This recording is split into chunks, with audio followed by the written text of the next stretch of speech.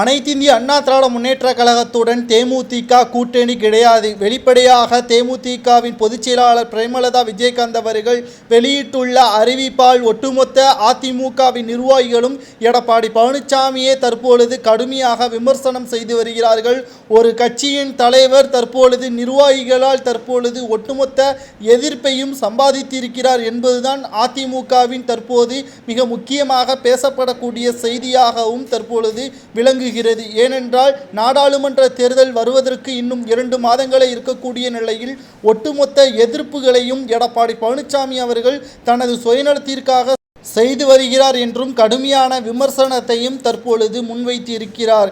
இந்த நிலையில்தான் பாஜகவுடன் கூட்டணி வைத்திருந்தார் தற்பொழுது நமது கட்சி மிகப்பெரிய ஒரு ஆளுமையை சந்தித்திருக்கும். ஏனென்றால் மத்தியில் நிச்சயமாக எந்த ஒரு மாற்று கருத்தும் கிடையாது. பாஜக தான் 3வது முறையாக ஆளும் கட்சியாக மாறும். அதில் எந்த ஒரு மாற்று கருத்தும் கிடையாது என்பதை தங்கமணி, வேலுமணி மற்றும் முன்னாள் அமைச்சராக இருந்த செங்கோட்டையன், KP முனுசாமி இவர்களும் தெரிவித்திருந்தனர். நேரடியாக தற்பொழுது தேமுதிக காலில் விழுந்து கூட தொகுதி பங்கீட்டில் சரியாக வராத காரணத்தினால் தற்பொழுது தேமுதிக பின்வாங்கி இருப்பதாகவும் 3வது கட்ட பேச்சுவார்த்தை தற்பொழுது நாளை காலை 10:30 மணி அளவில் நடைபெற உள்ளதாகவும் தகவல்கள் வெளியாகி இருக்கிறது.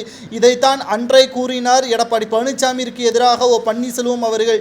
4 ஆண்டுகால ஆட்சியின் பொழுது அதிமுக ஆட்சி கலைப்பு செய்யாமல் இருப்பதற்காக பாஜக தான் எங்களுக்கு மிகவும் பக்கபலமாக இருந்தது. ஒரே நேரத்தில் எடப்பாடி பழனிசாமி அவர்கள் ஒட்டுமொத்த கூட்டணியும் கிடையாது என்று அவரது சுயநலத்திற்காக செய்து முடித்து விட்டார். கடைசியாக நாம் பார்த்திருக்க வேண்டிய விஷயம் ஒன்றுதான். எடப்பாடி பழனிசாமி மற்றும் முன்னாள் அமைச்சர்கள் 2 பேருடன் டெல்லிக்கு சென்ற எடப்பாடி பழனிசாமி அவர்கள் உள்துறை அமைச்சர் அமித்ஷா அவர்களிடம் பேச்சுவார்த்தை நடத்திய பொழுது நீங்கள் பன்னீர்செல்வத்தையும் டிடிவி தினகரன், சசிகலாவையும் அதிமுகவில் இணைத்துக் கொள்ளுங்கள், ஒற்றுமையாக செயல்படுங்கள், இனி வரக்கூடிய காலங்களில் அனைத்தும் அதிமுக தான் ஆட்சியை கைப்பற்றும் என்று கூறினார். ஆனால் தனது அதிகாரங்கள் அனைத்தும் பறிபோகிவிடும் என்று அச்சத்தின் காரணமாகவும் எடப்பாடி பழனிசாமி அவர்கள் தனது முயற்சிகள் அனைத்தும் வீணாகிவிடும் என்ற காரணத்தினால் பாஜகவே கைவிடக்கூடிய நிலைமை ஏற்பட்டுவிட்டது என்று நாம் கூறலாம். ஒட்டுமொத்த எதிர்ப்புகளும் தற்பொழுது எடப்பாடி பழனிசாமி அவர்களுக்கு திரும்பிவிட்டது. உட்கட்சிகளில் எடப்பாடி பழனிசாமி பதவி விலகினால் மட்டும்தான் நாடாளுமன்ற தேர்தலில்